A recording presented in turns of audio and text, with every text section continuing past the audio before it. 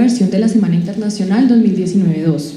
Por favor, demos la bienvenida a nuestro siguiente invitado, al señor Mariano Doncel Moreno, con la charla Startup Nation Caso Israel, en representación de la Embajada de Israel.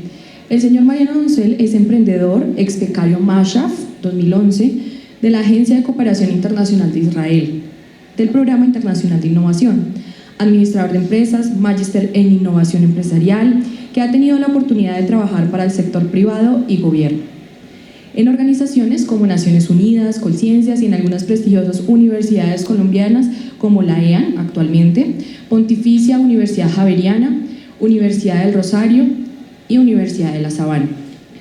Antes de su presentación tenemos un video para conocer de qué se trata Mashaf. Kun, vengo de un país distante, más allá del océano y otros continentes. Soy fruto del tesón de mi pueblo, de diferentes culturas que juntas han tejido sabiduría y redes de conocimiento en Israel, nuestro hogar. En miles de años que mi gente lo ha poblado, nos hemos dedicado paciente y atentamente a conocer los tiempos de la tierra y los ciclos de la vida.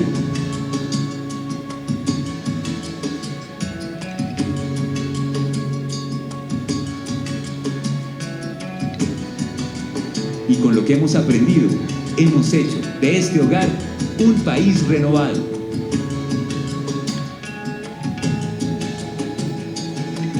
Y entre tanto caminar, hemos visto que podemos compartir nuestro conocimiento con personas de otros lugares.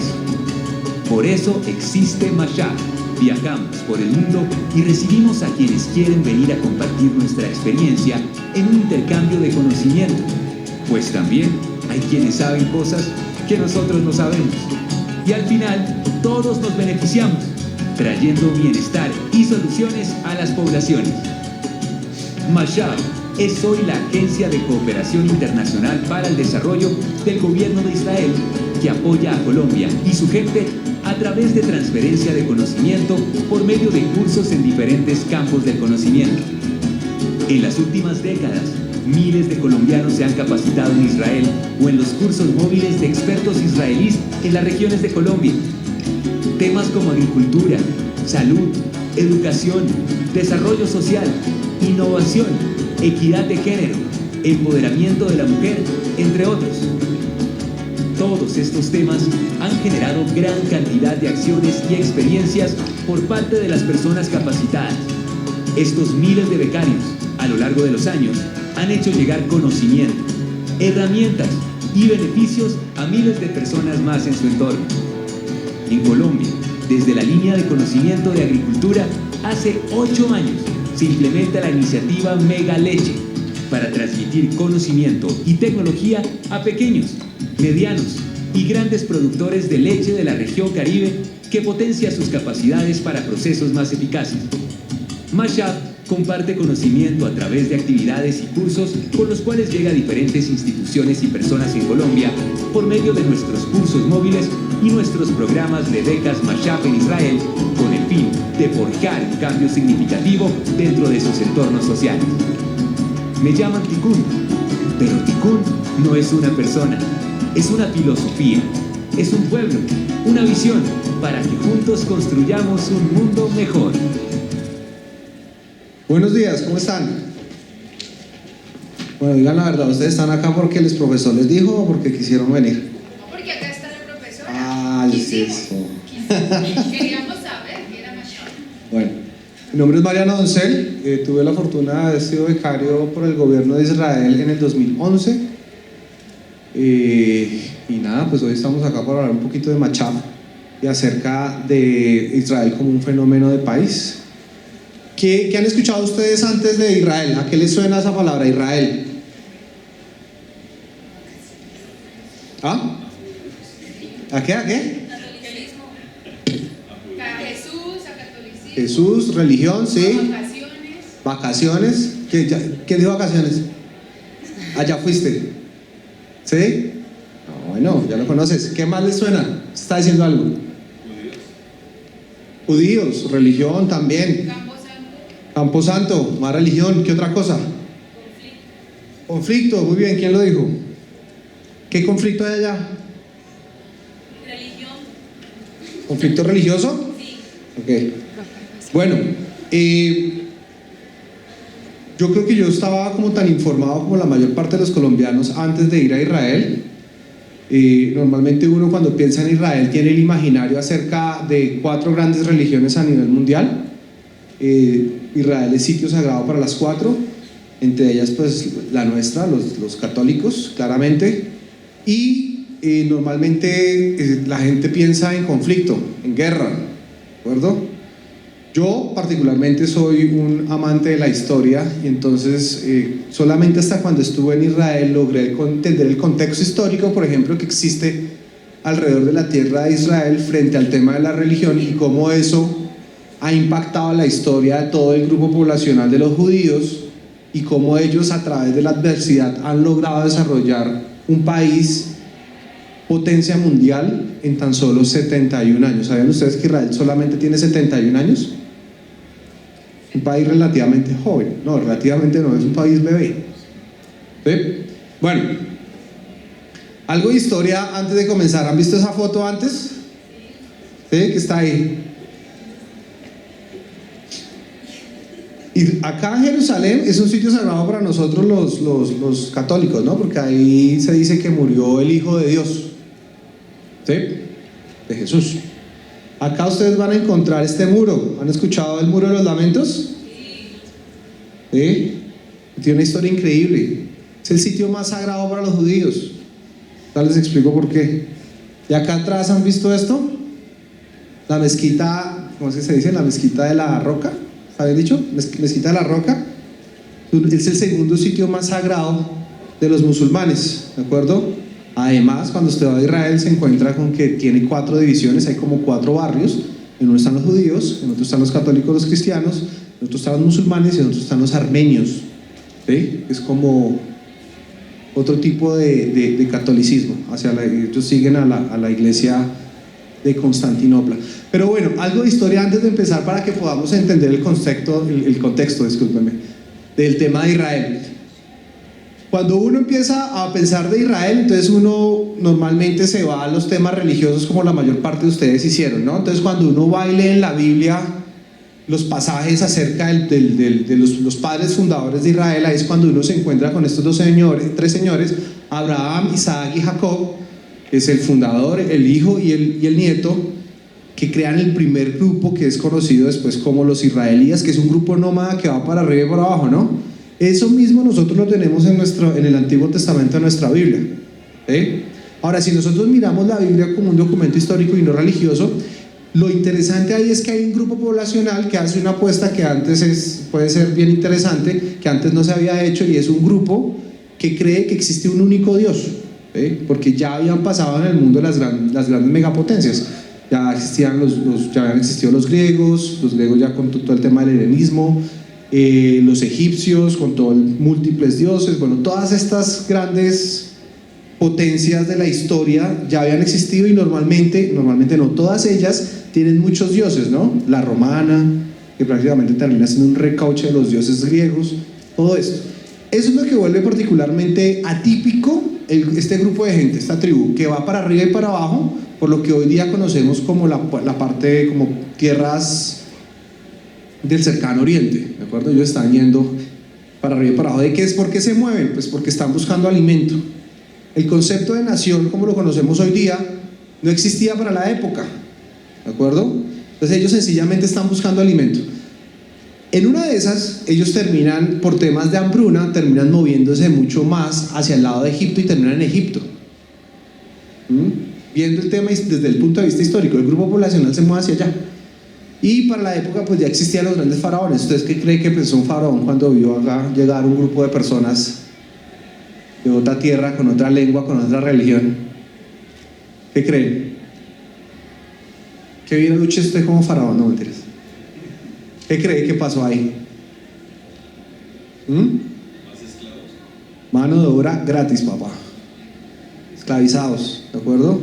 Ahí es cuando uno ve los pasajes de la Biblia que dirán más o menos 400 años esclavizados, cuando después, según la Biblia como libro histórico, dice pues que un señor de barba Dice que va a sacar el pueblo de Israel de Egipto, ¿no?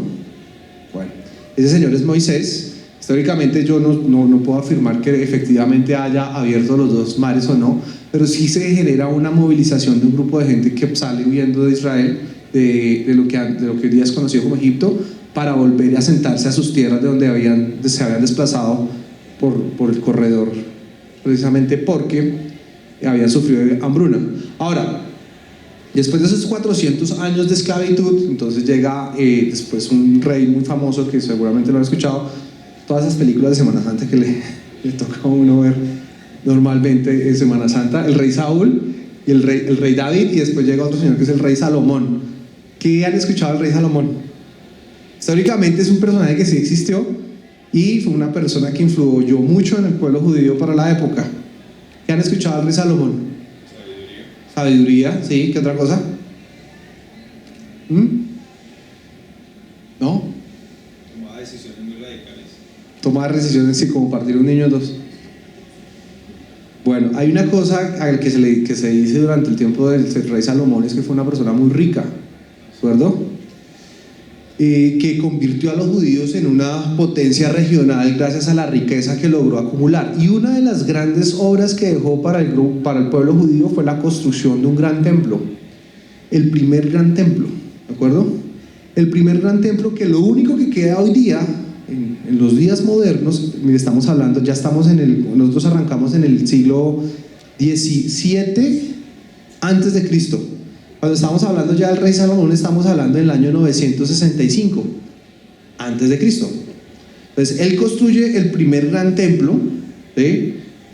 Y lo único que queda de ese gran templo es esta pared. Por eso es que esa pared es tan especial para los judíos, ¿de acuerdo? Porque después él construye el gran templo, pero viene la conquista de los babilónicos. Los babilónicos llegan allá, los cogen de esclavos otra vez y destruyen el pueblo. ¿Han notado que un mecanismo de dominación de los pueblos es destruir o intentar destruir todo el pasado religioso? Pues esto es típico y sigue pasando hoy día. Échenle un ojo a lo que está pasando en noticias, precisamente con el Estado Islámico y todos esos enfrentamientos que existen ahí. Cuando llegan, tratan de destruir las representaciones de sus dioses en la tierra. Esto pasó, los babilonios llegaron acá, destruyeron todo esto. Después llegó otra gran megapotencia al poder en esa zona, que fueron los persas. El rey Ciro llegó y conquistó a los babilonios. Entonces los que antes habían conquistado ahora fueron conquistados. El pez mediano se come al pequeño. ¿Han visto la película? ¿Saben quién es el rey Ciro? ¿No? No, ni idea, ¿no es cierto? O de pronto han visto El Hijo en una película muy famosa que es esa de 300, ¿sí? Que llega un tipo con el primer piercing de la historia arrancado en una pelea, cuando Leonidas le lanza una lanza y le quita el colgandejo. ¿Sí lo han visto? Ese señor es el hijo de Ciro.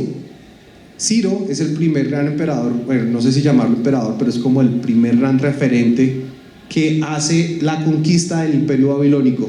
Después viene otro señor históricamente supremamente importante, el señor Alejandro Magno. ¿Lo escuchado? Alejandro Magno ahora es quien conquista a los persas. Se dan cuenta que los judíos siempre han tenido un historial histórico, es redundante, disculpe, una historia de dominación. Siempre históricamente han estado dominados por otras grandes superpotencias. Paradójicamente este señor Ciro les dio autonomía a los judíos, les permitió volver a los judíos que habían sido precisamente apartados por los babilónicos a su tierra. Entonces ellos otra vez vuelven a su tierra. Ustedes van a encontrar que en la constante del pueblo judío siempre hay una añoranza por la tierra perdida, de esa misma tierra que salieron antes de durar 400 años cautivos en el imperio egipcio. ¿De acuerdo? Entonces llega el rey Ciro, pero Alejandro Magno no se la lleva tan bien con los judíos y otra vez vienen tiempos de dominación, de segregación frente a los judíos. Para esa época se comienza a hacer famoso un símbolo, el símbolo de la estrella de David, para poderse identificar entre las casas que hacían parte de la misma cultura. ¿Han visto en las películas? un símbolo que lastimó tristemente, después también fue utilizado después durante la Segunda Guerra Mundial para segregar a los judíos. ¿Sí? Ahora, después del señor Alejandro Magno, pues todo lo que deja Alejandro Magno, después viene con todo el tema de la dominación romana, y en el año 63 a.C. ellos habían reconstruido el templo del rey Salomón acá cuando los persas, como les dieron mayor libertad, ellos reconstruyeron acá todo esto, y este señor llega y vuelve a destruir todo. Vuelven a quemar el gran templo, vuelve a ser destruido, ¿de acuerdo? Ese gran templo es particularmente interesante. Cuando nosotros ya vamos al Nuevo Testamento de nuestra Biblia, otra vez viéndolo como un documento histórico y no religioso, ustedes van a ver que Jesucristo, hay un pasaje donde Jesucristo, cuando estaba como de 8, bueno, estaba chiquito, por primera vez lee la Biblia ante un público. ¿Sí recuerdan? Ante las personas, los dueños de la palabra, él los expresa de gran manera y hace su primera exposición de entendimiento de lo que son esas líneas. Pues lo que resulta y lo que está pasando ahí es un acto 100% judío, porque Jesús desde que nace hasta que muere es judío. La cristiandad se viene a dar mucho más adelante, ya después de la muerte de él. Cuando han escuchado eso en misa, cuando le dice Jesús no sé si eso históricamente haya pasado o no, pero simboliza así un momento exacto de la historia, es cuando se genera una bifurcación entre los judíos y los cristianos y nos volvemos dos grupos diferentes. ¿Sí? Mientras los judíos normales siguen esperando la venida del Mesías, que los va a retornar a la tierra prometida, para nosotros los cristianos ese Mesías es Jesús. Entonces ahí es ese pasaje en la Biblia donde le dice Jesús a Pedro: sobre esta piedra edificaré mi iglesia.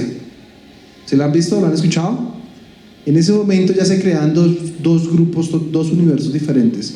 Por un lado, los judíos, que siguen siendo una minoría súper chiquita, su grupo poblacional muy pequeño, y Jesús y su combo de 13 amigos. ¿De acuerdo? Entonces eso se termina volviendo un protestantismo dentro de algo que ya era muy pequeño. Un grupo de judíos y 13 personas comienzan a decir: nosotros creemos que este es el hijo de Dios y el Mesías. Paradójicamente, después, con el pasar de la historia y los años, los cristianos nos hemos vuelto la religión con más almas seguidas que siguen este contexto religioso a nivel mundial. ¿Sí saben por qué? Porque después la historia, ustedes saben que Roma se convierte en la megapotencia a nivel mundial. ¿Sí? Todo lo que era el antiguo mundo conocido es esa gran Roma, y resulta que a Roma llega un emperador que se llama el señor Constantino. ¿Han visto hay puras películas que hablan de Constantino el Grande? ¿Han escuchado? Ya en la decadencia de Roma estaba a punto de desaparecer. ¿Sí? Se había dividido en 3 partes. Por un lado los estaban atacando, por el otro lado, bueno, tenían conflictos internos, y este señor Constantino era el emperador de la parte ibérica, de lo que hoy día vendría a ser España. Él era la persona que regía esa parte del mundo, y se da la lucha de reunificar el imperio, y lo hace, pero para eso tiene que pelear contra su contraparte, que es el emperador que está sentado en el trono de Roma. Cuando él va a la batalla, él tiene todas las de perder. Más o menos la disposición de soldados es 3-1. Por cada soldado que él coloca en su ejército, el otro emperador tiene 3. La probabilidad de victoria es escasa. Entonces por ahí llega una señora también famosa, que sí era católica, creía en Jesús, pero ese señor Constantino no. De hecho, en la misma época que él fue emperador, lo seguía todo este tema del circo romano. Han visto muchas películas de eso, ¿no? ¿Qué vamos a hacer hoy de diversión? Un cristiano, un judío ahí para la diversión de todos y que se lo coma un león. Entonces esta señora tiene un sueño y llama a su hijo Constantino y le dice: bueno, mire, mijito, así como le dan las mamás a uno: mijito, yo tuve un sueño.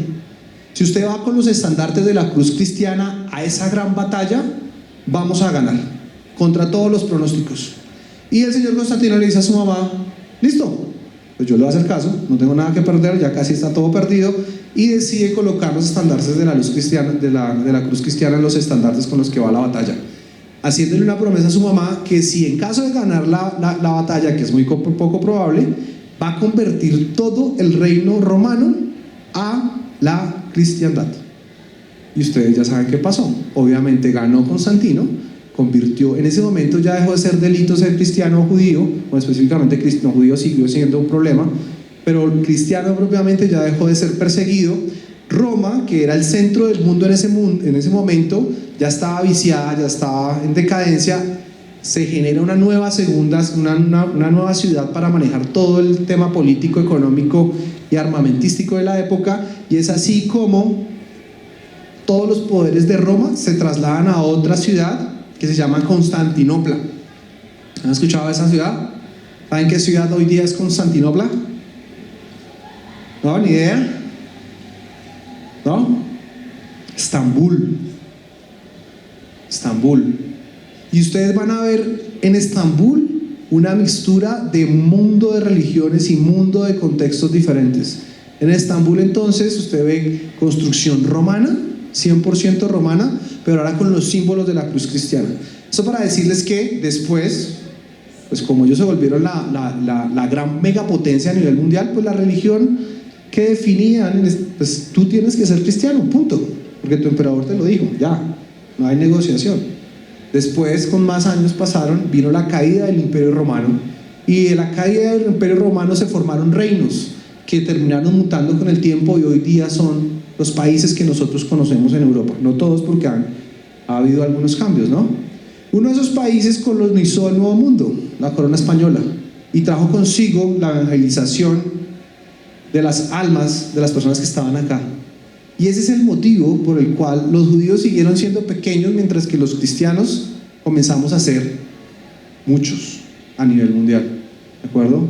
Paradójicamente, entonces llega la cristiandad se forma como un grupo muy pequeño, un protestantismo dentro de algo que ya era pequeño, y en este momento, digamos que nosotros somos la mayoría y ellos ahora son un grupo muy pequeño. Es así que pasan los años, estalla la Primera Guerra Mundial. No les voy a hacer el cuento largo, porque no hay tiempo, pero al estallar la Primera Guerra Mundial, al final de la guerra se firma un pacto ya de no agresión. No nos vamos a volver a matar entre nosotros. Usted, Alemania, inició la guerra, usted tiene que pagar las consecuencias de la guerra. Es así que se firma algo que después es conocido como el Tratado de Versalles, en el cual queda una Alemania totalmente humillada, empobrecida, después de la Primera Guerra Mundial. Se generan muchas rivalidades, sobre todo con lo que hoy ya llamamos Francia, porque los franceses entran y colocan el control policial dentro de Alemania. Entonces imagine, usted perdió una guerra, está humillado, le traen el ejército y la policía francesa para que controlen su gente. El único recurso natural que tienen los alemanes para esa época es el carbón, y el carbón es confiscado como parte del acuerdo de pago por haber iniciado la guerra a favor de los franceses, ¿sí? Y es así como se comienza a germinar algo que después estalla en otra gran guerra. Ese algo fue el crecimiento de un sentimiento nacionalsocialista para volver a posicionar a Alemania como esa gran potencia que era antes de la Primera Guerra, con una particularidad, y es que en toda guerra se busca un chivo expiatorio. ¿Han visto? Cuando nos tratan de dividir, en ese momento el gran chivo expiatorio fueron los judíos. ¿Por qué fueron los judíos? Los judíos los acusaban los alemanes de ser los dueños de la banca después de la Primera Guerra Mundial, de haber negociado parte del Tratado de Versalles. Entonces los veían como algo que tenía que ser eliminado y erradicado, ¿de acuerdo? Y por otro lado también hubo contextos religiosos. Los alemanes son católicos, no de Roma, eso es otra historia. Allá hay un protestantismo a través de un señor que se llama Lutero, pero en síntesis es prácticamente la misma filosofía religiosa, y ven en los judíos como como los tratan de volver el chivo expiatorio perfecto. Entonces comienzan a decir, claro, pues ustedes, señores judíos, fueron los que entregaron al Mesías. ¿Se acuerdan en ese fragmento de la Biblia donde está el ladrón y está Jesús y Barrabás? ¿Sí es Barrabás? Sí. Y bueno, digan usted cuál, y escogen a quién, al ladrón. ¿de acuerdo? Entonces eso también se vuelve un contexto muy mal ambiente para los judíos en esa época del nacionalsocialismo. Entonces habían unos chivos expiatorios, habían varios chivos expiatorios, y los judíos no fueron el único. Los comunistas, porque ya había estallado la guerra de los bolcheviques, que habían tumbado a lo que era el gran zar en Rusia, lo habían mataron a toda su familia. Entonces particularmente ese grupo de gente era detestable para los nacionalsocialistas.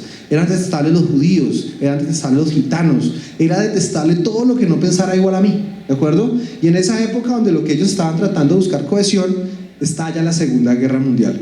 Para ese momento en el mundo existían 6 millones de judíos, no mentiras, en ese momento existían 9 millones de judíos en el mundo. Antes de la Segunda Guerra Mundial estaban dispersos por toda Europa. Parte de la dispersión es a través de todo esto que les mostré acá, de que venía uno, lo retiraba, entonces ellos quedaban dispersos en Europa, y parte de Rusia, con una particularidad, y es que los judíos no renunciaron a su fe. Entonces son grupos pequeños que están repartidos en diferentes partes de Europa. Otra particularidad es que desarrollaron industrias fuertes, efectivamente tienen una presencia muy fuerte alrededor de todo lo que tuviera que ver con bancos, alrededor de lo que tuviera que ver con moda. Ustedes van a ver grandes de las marcas de moda hoy día son judías, acá en Colombia también. Temas de joyería, bueno, ellos quedaron dispersos por Europa y comenzaron a hacer negocios entre ellos mismos, ayudándose entre ellos mismos, una comunidad que se ayuda entre ellos muchísimo desde la parte económica para salir adelante, porque ellos ven la creación de riqueza como una bendición de Dios, ¿no? Nosotros desde los de la cristiandad nos alejamos del concepto con cosas como por el ojo de un alfiler, ¿cómo es que la vaina? Más fácil que pase un camello que no un rico. Ya comenzamos, eso pasa específicamente en un momento de la historia con un papa, donde se comienza a ver ser rico como algo malo, ¿sí? Para ellos no, para ellos el tema de tomar lo que se te fue dado y multiplicarlo es algo muy bueno. Por eso es que viene ahí la parábola de los talentos, de los hijos, que el papá le entrega a cada uno su parte y uno los multiplica, y al que los multiplica le va mejor. ¿De acuerdo? Ellos traen ese concepto muy fuerte de hay que multiplicar las cosas. Bueno, entonces volvamos a la Segunda Guerra Mundial. 9 millones de judíos repartidos por Europa antes de la Segunda Guerra Mundial. Después de la Segunda Guerra Mundial, ¿cuántos judíos creen que terminaron? Pasaron, sobrevivieron. ¿Cuántos? ¿Idea? ¿No han visto películas? La lista chingón, ¿no? El niño de la pijama rara. Para echarse una buena llorada. ¿Sí? Sobrevivió de 9 millones, solamente sobrevivieron 3. Quiere decir que 2/3 de la población murió durante la Gran Guerra, la Segunda Gran Guerra. ¿Qué quiere decir? Que imagínense que usted tiene 2 personas de cada 3 fallecieron, fueron aniquilados durante la Segunda Guerra Mundial. Eso deja un trauma histórico muy grande en la población judía, y ustedes van a ver que es parte de lo que alimenta el resultado de lo que hoy día nosotros consideramos el Estado de Israel, de su filosofía. Para esa época se había creado un movimiento a nivel mundial, específicamente nació en Inglaterra, el movimiento sionista. ¿Han escuchado eso? Los sionistas. ¿Han visto Matrix?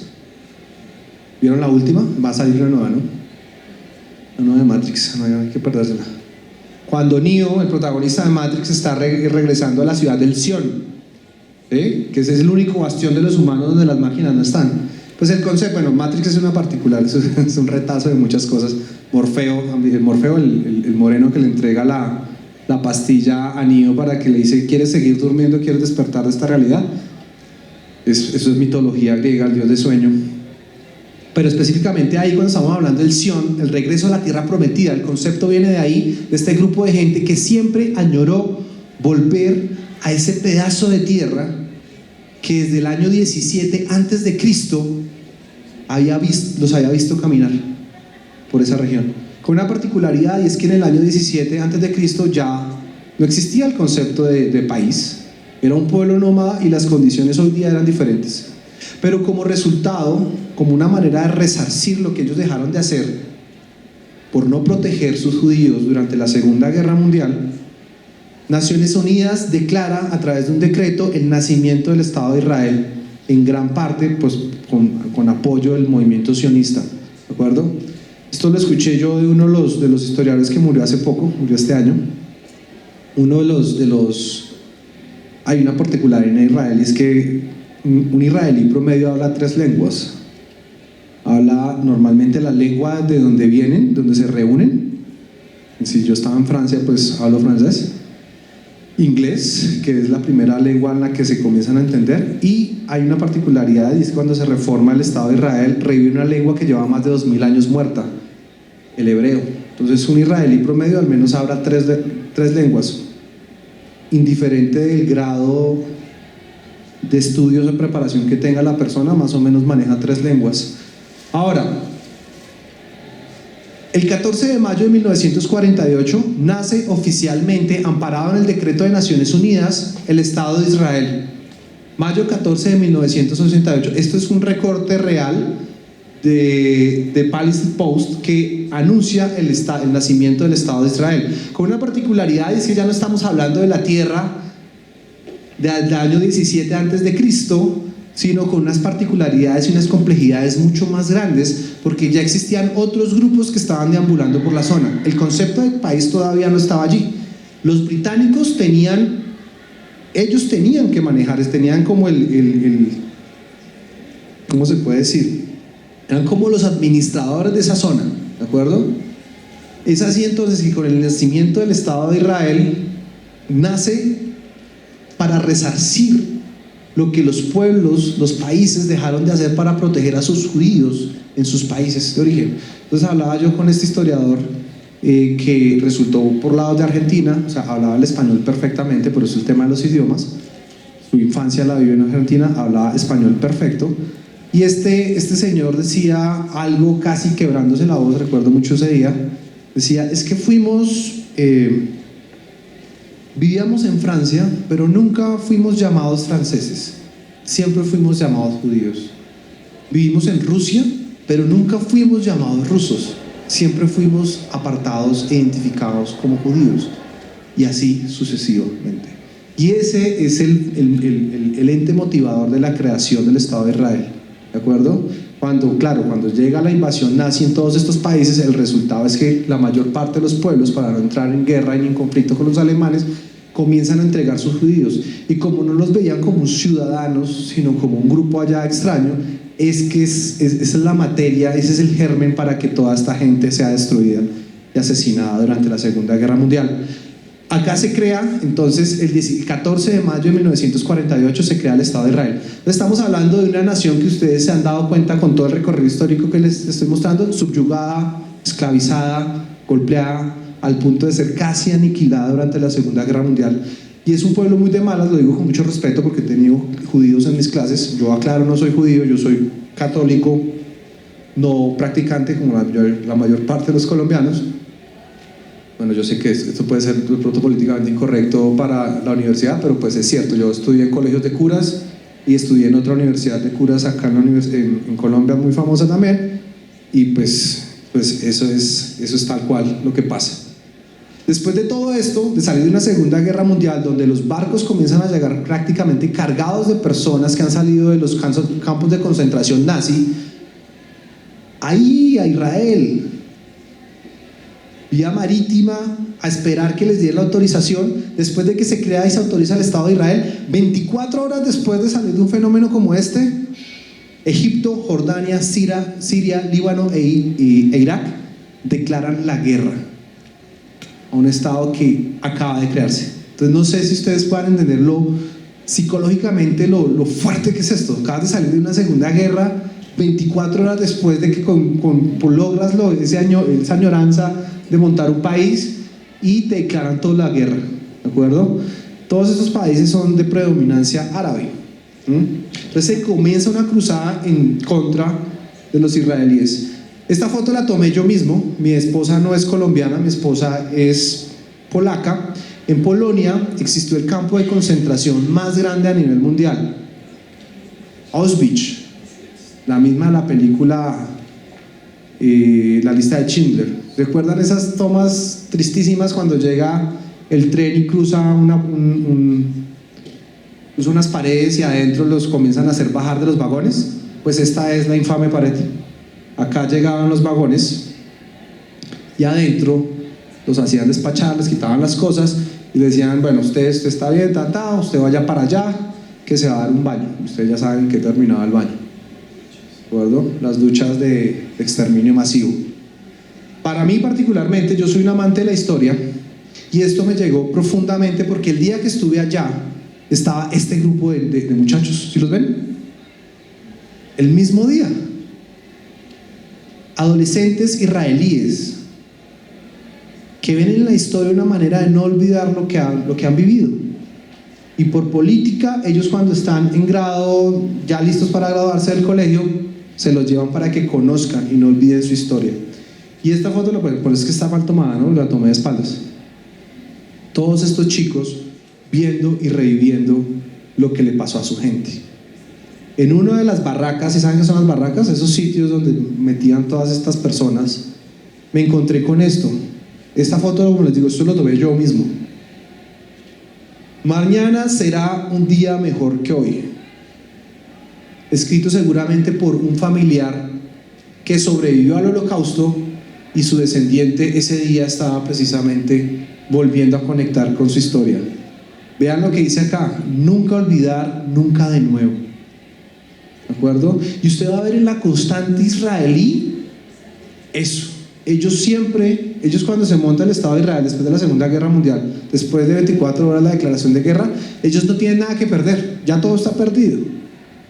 Entonces ustedes van a ver en una constante en la forma de ser de los israelíes, en los que ellos se la juegan el todo por el todo, identifican claramente cuáles son los problemas a los que se tienen que enfrentar e inmediatamente, a través de procesos estructurados y no estructurados de innovación, logran cosas increíbles. Esto es Israel. Parece grande, ¿no? Acá es Israel, por acá está Jerusalén, este es el Mar Muerto. No, mentiras, vamos por acá. Esto es Israel. ¿Cuánto se demoran recorriendo? Dime. ¿Cuánto se demoran recorriendo? No, me matas, pero en carro eso no es mucho. Es como Cundinamarca de grande, para que te hagas una idea. Esto es Israel es tan grande como Cundinamarca, como solamente un departamento nuestro. Acá es cuando comienza a hacer el comparativo interesante con Colombia. Israel es esto que ustedes ven ahí, es un país muy pequeño, tan solamente de lo que tiene extensión uno de nuestros departamentos, con una particularidad, y es que cuando Israel se funda, tan solo el 20% de la tierra es cultivable. Tan solo eso. Entonces díganme ustedes, acaba de salir de la Segunda Guerra Mundial con un poco de gente hambrienta que necesita alimentar, y usted encuentra esto. Bueno, esto, para que lo vean en contexto primero. Acá parece grande, ¿no es cierto? Vean qué es Israel en contexto. Acá está Israel, acá está Egipto, Arabia Saudita, Irak, Turquía, y con todos tiene problemas. Entonces, ¿cuál es la probabilidad de subsistencia de un país como este? ¿Cuántos de ustedes hubieran dicho, yo vuelvo a Israel? Muy pocos, seguramente. Pero pues, la reflexión es fácil, porque cuando uno no tiene nada que perder, ya todo está perdido, volvamos, ¿de acuerdo? Y bajo ese contexto es que Israel se funda hace exactamente 71 años. Este año se cumplieron 71 años, hace un poquito, ¿no? Esto es Israel.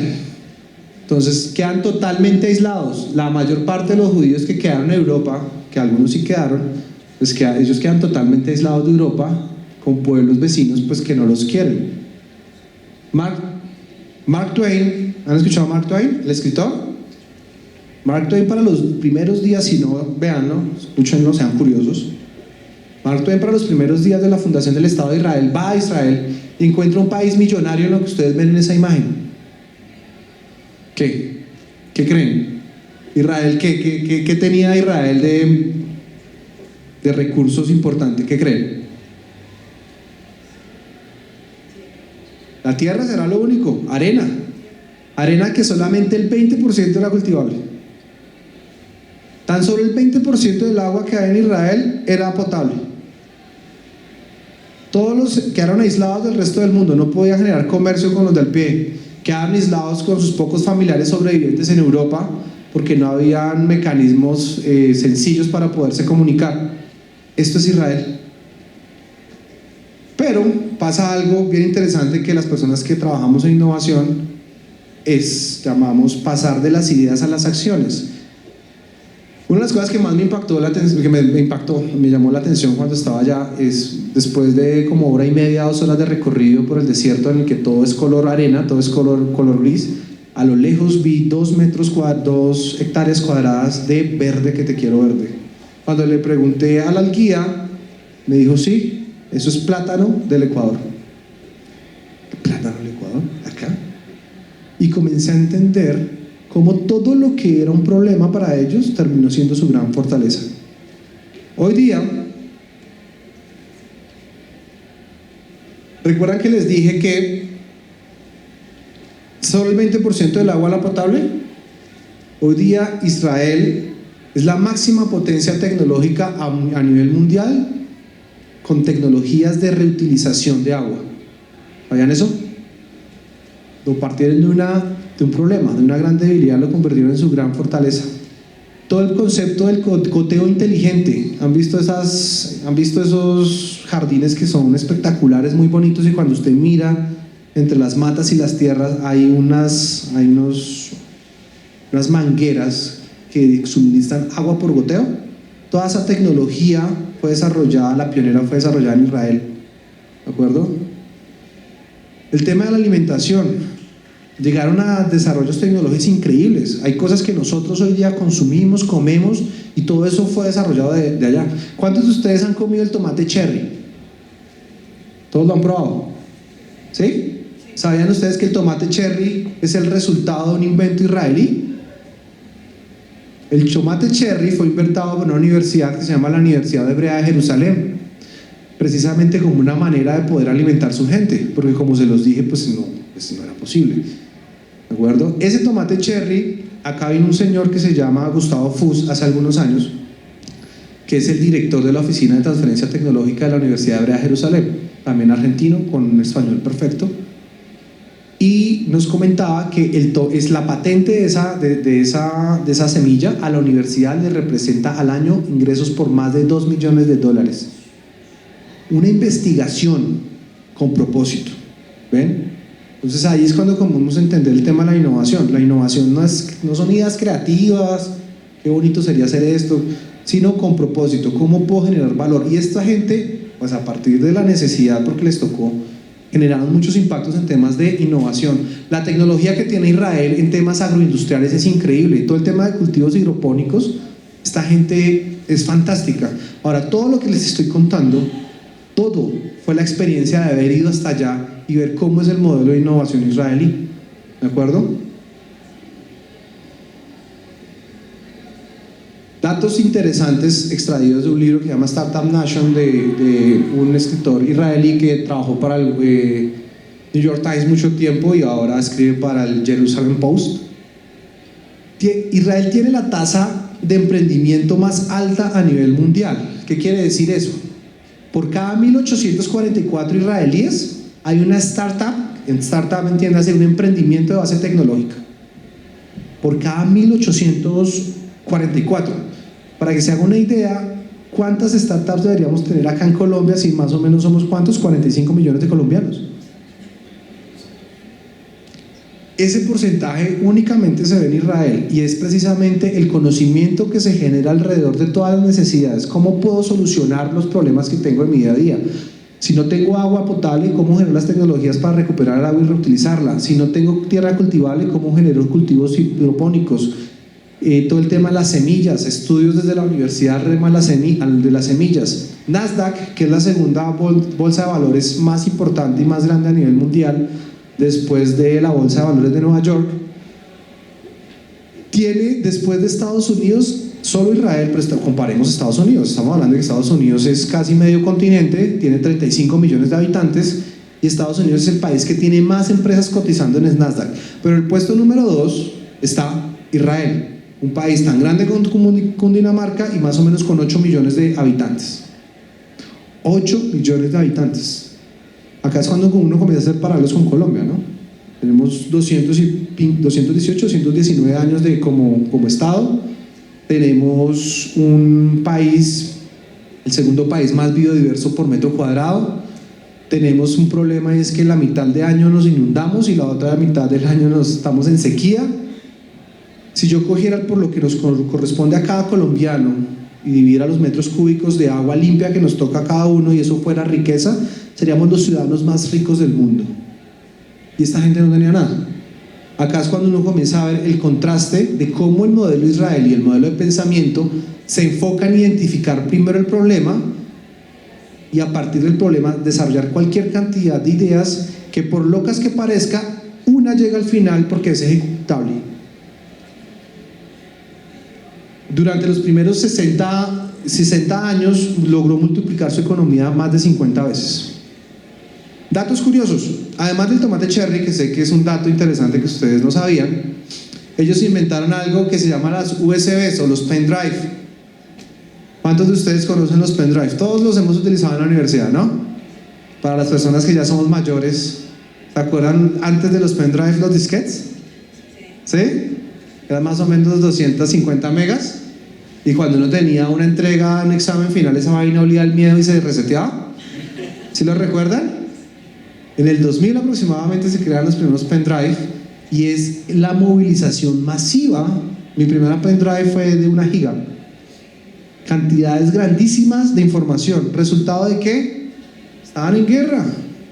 Tenían que mover grandes volúmenes de información en cosas muy pequeñas. Esto es resultado también de eso. Intel. Toda la segunda generación de Intel. ¿Han visto los computadores cuando van a comprar? Está el Intel Dual Core. Toda esa segunda generación fue desarrollada en Israel. Si la innovación tecnológica a nivel mundial fuera una religión, como para muchas personas lo es, el sitio más importante sería San Francisco, Valle del Silicio, Silicon Valley en Estados Unidos, pero el segundo sería Israel. ¿De acuerdo? ¿Por qué se los digo? Empresas como Intel, que nace en Silicon Valley, Google, Facebook, tiene sus segundas casas matrices apostadas en Israel. Google lo que hizo no hace mucho con el tomo del tema de la recuperación de esas escrituras que han ido apareciendo, ¿cómo se llaman? Los apócrifos. Bueno, todas estas, ¿cómo? Apócrifos, muchas gracias, ese es el término. Todos estos grandes escritos escritos antiguos que han aparecido por ahí, ellos los han ido digitalizando. Y ustedes ven toda la innovación que Google ha creado de la última década para acá, la mayor parte ha sido concebida desde Israel. Por eso Israel se forma como un clúster supremamente interesante en temas de innovación. Otro dato curioso: los israelíes fueron pioneros de la mensajería instantánea. Hoy día, ¿qué usamos para comunicarnos rápido? El WhatsApp, ¿no? Pero los mayores, al igual que yo, se acordarán que antes, cuando no existía eso, había un aparativo que se llama, un sistema que se llama ICQ. ICQ nació precisamente basados en esta necesidad israelí. Como estaban acá aislados del mundo, tenían que conectar con la gente que quedó por fuera y desarrollaron su sistema de comunicación ICQ. Ya después eso fue evolucionando porque así es la innovación. Después vino el Messenger. ¿Se acuerdan del Messenger?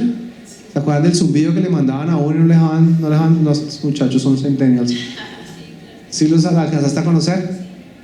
El zumbido, que le mandaban un zumbido y no le dejaban trabajar. Después de eso, ¿qué pudo haber venido? El Skype.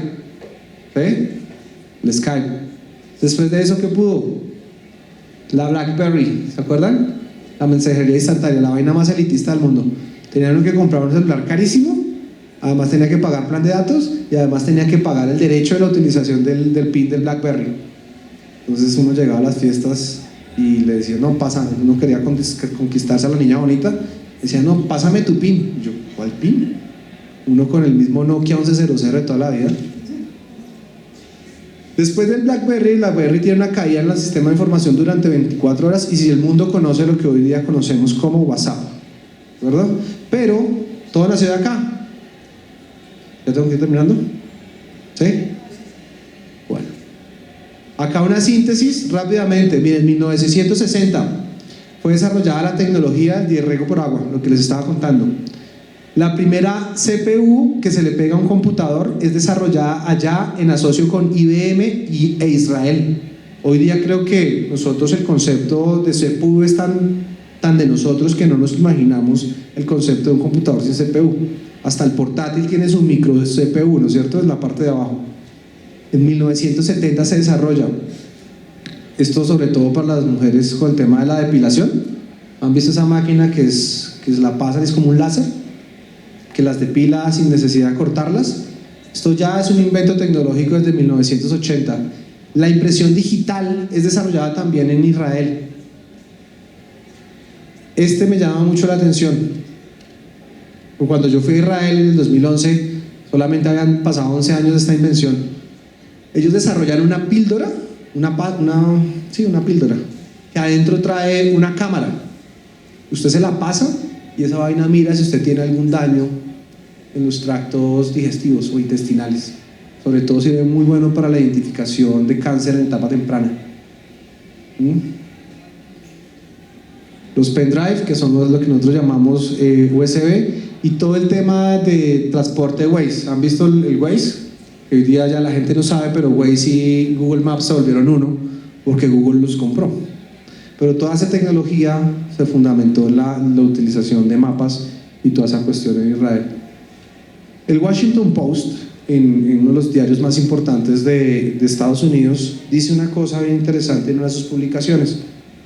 No es fácil entender cómo Israel, una pequeña nación desgarrada por la guerra, ha logrado convertirse en la mayor potencia tecnológica del planeta. ¿De acuerdo?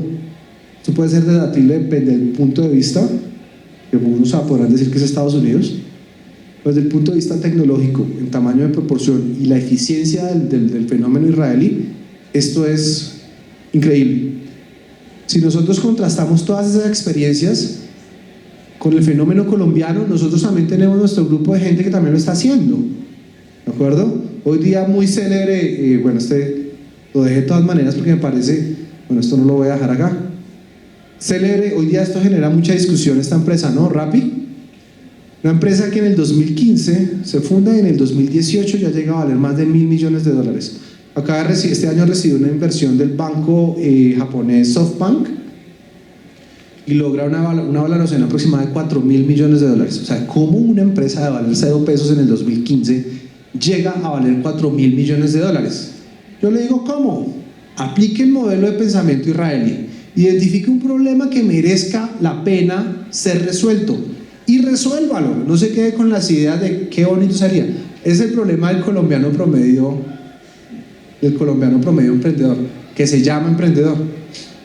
Tenemos muy buenas ideas, pero tenemos muy escasas acciones, ¿de acuerdo? Y los procesos de innovación implican grandes riesgos, muchas acciones. También tenemos vieja guardia, frisbee. ¿Han ido a comer a frisbee? Alfredo Hoyos y Liliana Restrepo, tuve la oportunidad de alguna vez llevarlo a una de mis clases.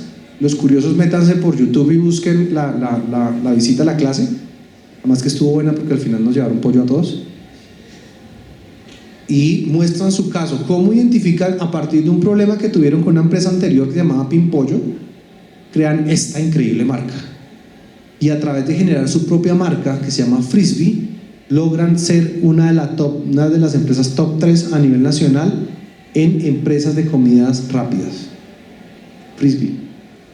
Identificación de problemas. Nosotros también tenemos nuestra propia gente. Vélez. ¿Han visto Vélez? Particularmente interesante. Cada persona tiene necesidades diferentes. Y hay personas que están dispuestas a pagar un poco más por un grado de sofisticación de una maleta que fuera.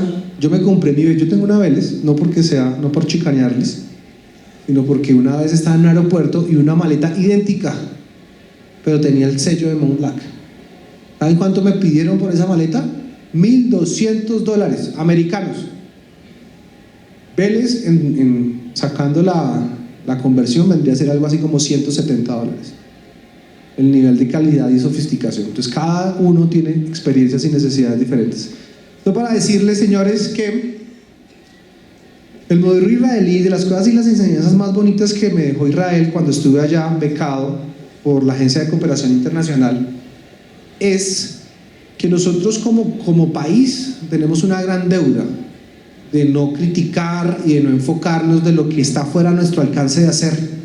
Nadie va a poder llegar a resolvernos algo, el gobierno, los papás, el que sea, sino nosotros mismos. Y el proceso lógico que ellos aplican es muy sencillo, y es: identifique primero bien el problema. ¿Cuál es el problema sobre el que usted se va a invertir su tiempo? Una vez identificado el problema, genere acciones frente al problema, ¿de acuerdo? Muchas ideas, una explosión de creatividad, que ahí creo que sí somos muy buenos. De esa explosión de creatividad, elija una y llévela a cabo, entendiendo que esa una puede fracasar o puede no fracasar, pero ese es un proceso de innovación. Y eso lo aplican perfectamente en Israel sobre todas las situaciones de su día a día. Y bueno, eso es lo que considero más interesante. Creo que me pasé de tiempo, ¿no es cierto? Ah, sí. Bueno, yo intenté ser más corto. Muchísimas gracias, espero que hayan encontrado interesante la charla. No sé, yo sé que me excedí de tiempo, pero si alguien tiene una pregunta, este es el momento. ¿No? ¿Costo de vida en Israel? No sé cómo estará ahora, pero cuando estuve era un costo de vida muy similar al de acá de Colombia. Parte de lo que precisamente lo que hace la Agencia de Cooperación del Machaf es que la gente vaya y vea, porque piensan que Israel es una cosa loca de otro mundo o que está en guerra todo el tiempo, porque normalmente las noticias que llegan al país llegan filtradas por España. España no es pro-israelí. Entonces, parte de lo que hace la Agencia de Cooperación, yo les digo, estén pendientes si realmente les interesó todo este rollo, estén pendientes de la Agencia de Cooperación del Machaf, la Agencia de Cooperación israelí. Ellos constantemente hacen eventos de integración, tienen muchas becas en diferentes temas. Yo estuve en temas de emprendimiento, de innovación, pero tienen en temas de agricultura, de aguas, de todos estos temas, los temas que cada uno le interese. Estoy seguro que allá también tenemos mucho intercambio, teníamos en esa época con Fuerzas Armadas y Policía. Y ellos, cuando llegue ese momento, te van a dar toda la información de costo de vida y la cosa, pero hoy día con Google al alcance, yo no creo que haya variado mucho. Yo creo que el costo de vida es similar, creería yo. ¿Alguien más? ¿Cómo? Ah, de nada.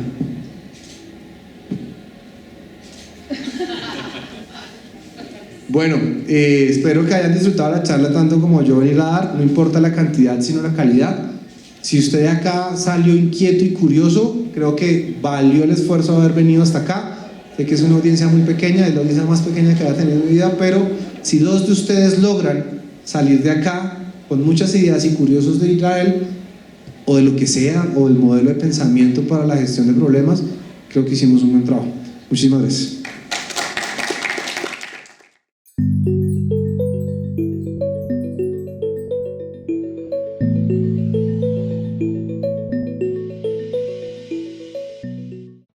Institución de Educación Superior sujeta a inspección y vigilancia por el Ministerio de Educación Nacional.